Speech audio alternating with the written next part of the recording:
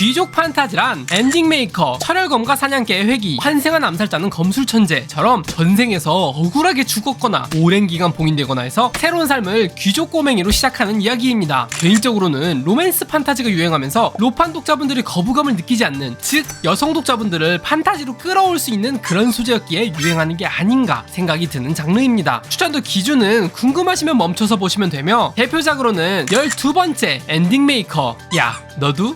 야 나도! 게임 영웅전기2 보이다 못해 썩은 두 사람이 게임 속에서 눈을 뜨게 되는데, 완벽한 해피엔딩을 위해 아웃복스와 노란 폭풍, 두 썩은 물의 행보가 시작된다. 분명 옛날에는 로맨스 판타지로 분류되어 있었던 것 같은데 웹툰 판타지로 분류가 바뀐 작품입니다. 설마 제가 하도 로판 아니라고 하니까 바꾼 건 아니겠죠? 작품이 초반에 양호 입감 하면서 핑뚜케가 뭐라 오버하는 건 별로긴 합니다. 그거 인정. 핑뚜케가 너무 민폐인 것 같고 늘 먹던 양산형 느낌인 그것도 인정. 그것 때문에 초반 부분이 너무 유치해진 것도 인정합니다. 그렇지만 28화부터 악마랑 싸우기 시작하는 에피소드는 진짜 잘 만들었습니다. 제가 일본 쪽 작화를 좋아하는 것도 영향이 있겠지만 그걸 감안하고 봐도 여기 즈음부터 캐릭터 매력이 톡톡 튀는 게 보이기 시작합니다. 실제로 초반이랑 최근이랑 코델리아 생김새를 비교해보면 군대 용어 남발하는 뭔가 모자란 민폐녀에서 성숙해 보이려고 하지만 어리숙한 귀여움이 있는 약혼녀로 이미지 자체가 많이 바뀌었습니다. 추천도 3.0. 물론 일본 느낌 싫어하면 후퇴 추천.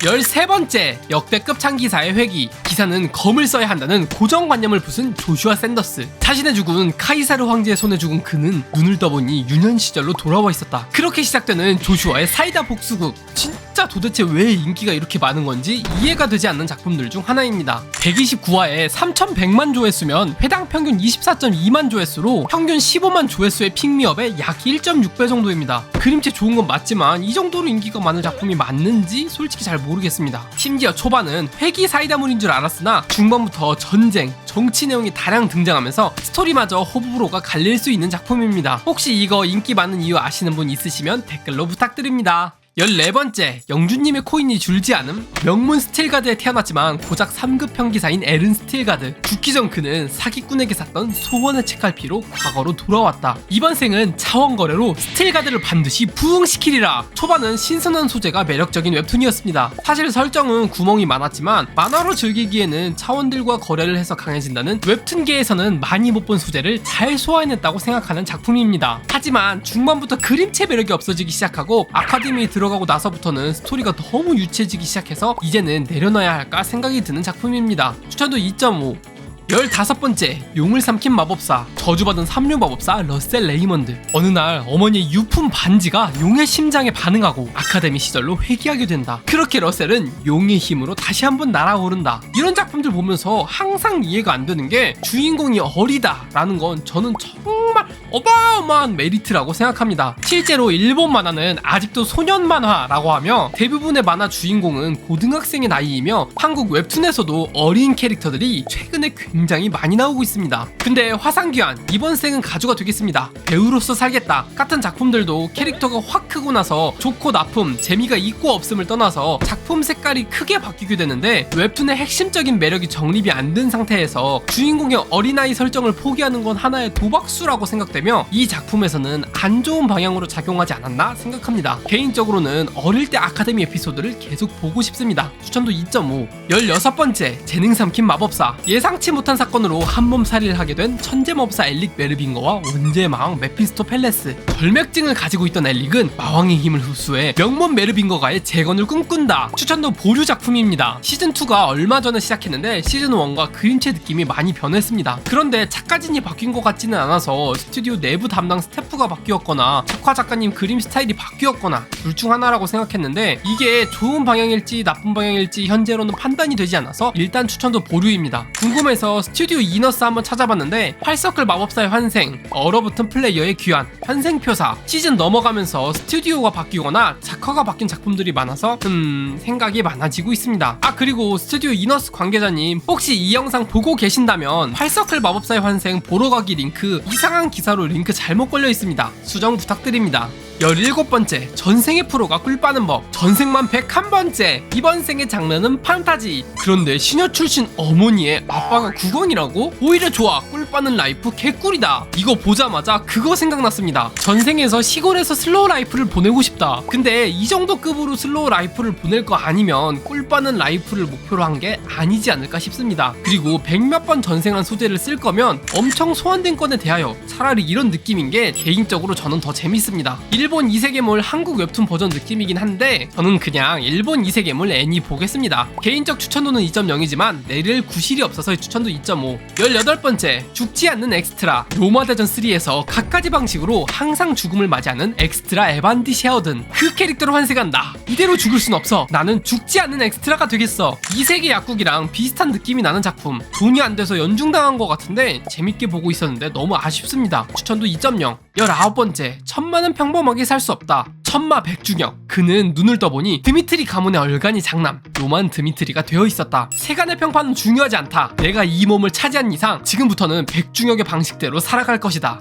먼저 추천도 1.5. 진짜 여러가지 문제가 많은 작품입니다. 우선 첫 번째로 18화에서 19화 넘어가면서 6개월 휴재 후 작화 작가님이 알토란 작가님에서 우프 작가님으로 변경되었습니다. 그림체가 판타지보다는 로판에 어울리는 느낌에 기술 사용하는 장면이 너무 대충이다 하면서 비판이 있긴 했지만 생각보다 바뀐 작화를 선호하는 사람들도 많아서 일단 이건 중립. 그런데 두 번째가 77화에서 80화 정도가 업로드된 시점에 우프 작가의 과거 트윗이 논란이 됩니다. 그 이후로 별점 테러, 댓글 테러, 온갖 테러란 테러는 다 당하는 중입니다. 거기에 최근화에서는 손가락 모양 관련해서도 댓글이 계속 달리고 있던데 판단은 여러분들께 맡기겠습니다. 근데 최근에는 이런 생각이 듭니다. 테러란 테러는 다 받으면서 멸망 이후의 세계랑 나란히 화요 웹툰 인기순 12, 14위 정도의 위치에 있고 판타지 태그 달린 웹툰 중 인기순 11위를 유지하고 있는 걸 보면 신규 독자 유입이 예전보다 증가하지 않았을까 조심스레 추측하고 있습니다. 사실 이 부분이 한국 웹툰 시장의 큰 문제 중 하나라고 생각합니다. 문제가 있는 웹툰에 의견을 표현하려고 하면 할 수 있는 게 댓글 달고 별점 내리는 것밖에 없는데 유튜브는 싫어요 테러를 당하면 알고리즘이 꼬이지만 웹툰은 조회수가 올라가서 오히려 순위가 올라갑니다. 댓글은 욕설이나 비방성이 포함된 경우 모니터링을 통해 삭제가 되며 별점은 내려봤자 어차피 별점 신뢰도가 바닥이라서 별점 신경 안 쓰고 작품을 보는 사람들이 정말 많지 않나 생각합니다. 여튼 마음에 안 드는 작품이 있으시면 개인적으로는 그냥 신경 끄고 안 보시는 걸 추천드리며 20번째, 철혈검과 사냥개 회귀. 바스커빌 가문의 사냥개 비키르.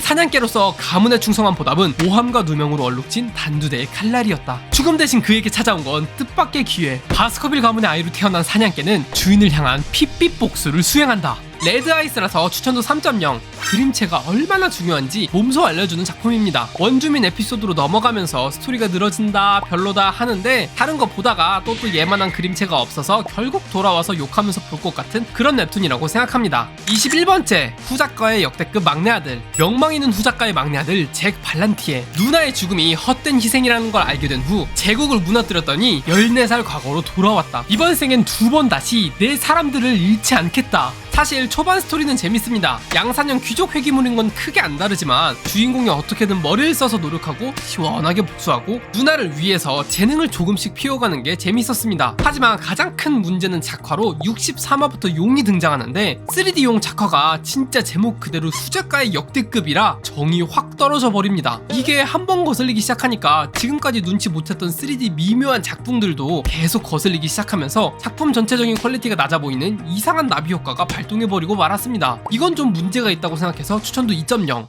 22번째, 회기를 초월하는 대마도사. 세계 유일의 구서클 대마도사 미하일 발푸르기스. 하지만 빌어먹을 용사 때문에 마신토벌에 실패했다. 그리고 마지막 순간 시전한 대마법 시간역행. 그로써 20년 전으로 돌아온 미하일은 자신이 용사가 되기로 한다. 늘 먹던 맛 추천도 2.5. 23번째, 회귀했더니 공작. 늘 먹던 맛 중국향 첨가. 중국 느낌 싫어하면 2.0. 스토리 개연성 이상한 거 싫어하면 2.0. 아니면 추천도 2.5. 24번째, 환생의 정석. 외파리로 태어난 대입은 반쪽짜리 무인이라며 갖은 조롱과 멸시를 당하며 최후를 맞이하는데 500년 뒤 새로운 몸에서 눈을 떴다. 새로운 가문의 적통, 천부적인 재능의 육체, 그리고 대악마가 되어버린 500년 전의 나. 과거의 진실을 파헤치고 다시 한번 정상에 오른다. 생각보다 복병인 웹툰 1화가 제일 재밌고 2화부터 40화 즈음 요새 에피소드까지는 확실히 좀 유치하면서 별로인데 40화 즈음부터 뭔가 작품 색깔이 바뀌더니 50화부터 아예 다른 작품 느낌이 나는 웹툰입니다. 앞머리도 진짜 거슬렸는데 최근에 와서는 그냥 하나의 특징이다 싶을 정도로 작품 특색이 그림에 잘 녹아들기 시작한 것 같아서 이래저래 볼만한 작품이 되어가고 있습니다. 그래도 초반 장벽이 심해서 아직은 추천도 2.5, 이대로만 간다면 추천도 3.0 주고 싶습니다.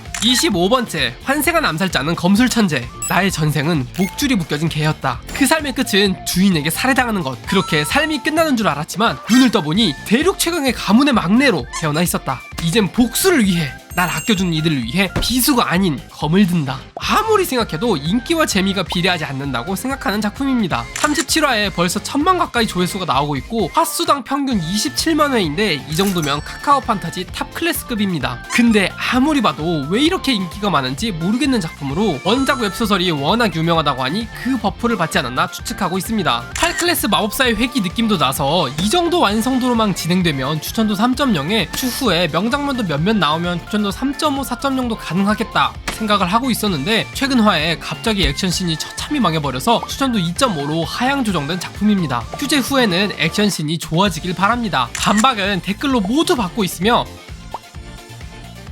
저는 이 다음에 댓글 1만 개가 추천하는 웹툰 영상으로 돌아오겠습니다. 이상 오타쿠 크리에이터 만화 선배입니다. 오늘도 즐거운 만화 되세요.